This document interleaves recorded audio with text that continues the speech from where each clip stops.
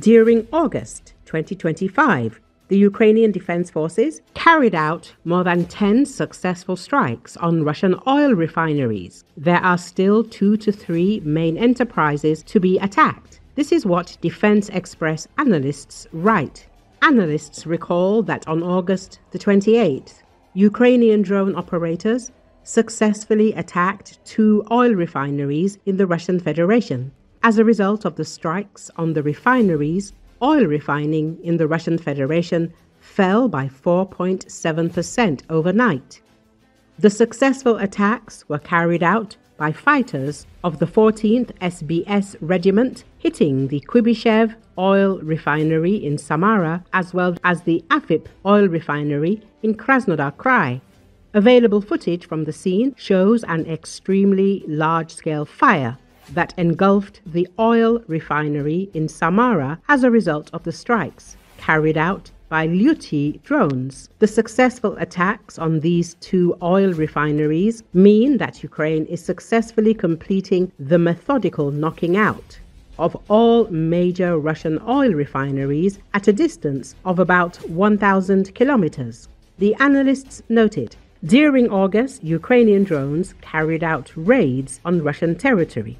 August the 2nd, Ryazan Oil Refinery and Novokubishevsk Oil Refinery. August the 7th, Afip Oil Refinery.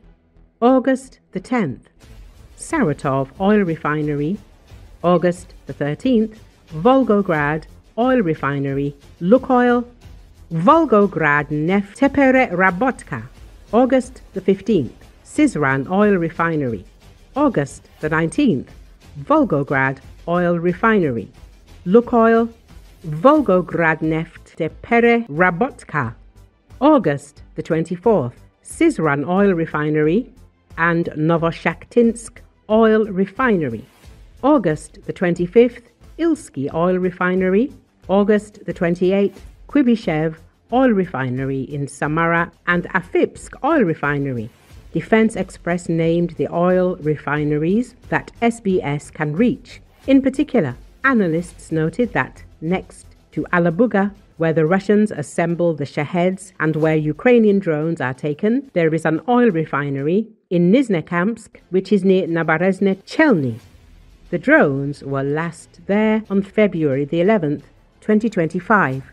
Also, since March the 14th, the oil refinery in Tuapse on the Black Sea coast, north of Sochi, has not burned. There is also an oil refinery in Moscow itself, Kapotnia.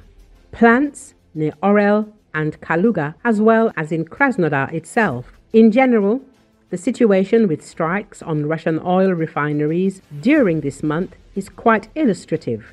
Moreover, it is methodical, because some objects are hit repeatedly to achieve the desired result. In addition, these are only strikes on oil refineries, while the Ukrainian long-range attacks also target oil pipeline infrastructure, oil depots and other objects, noted analysts from Defense Express.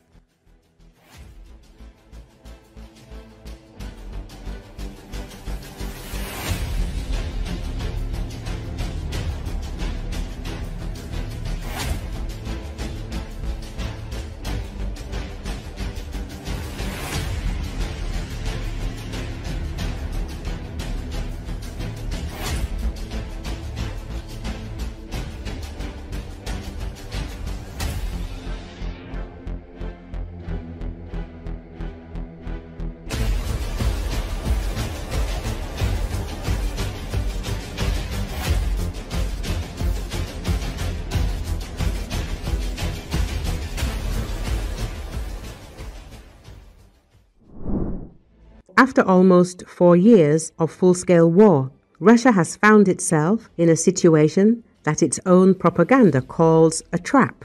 Z commentators admit that the initially proclaimed Putin's cunning plan has turned into Zelensky's cunning plan.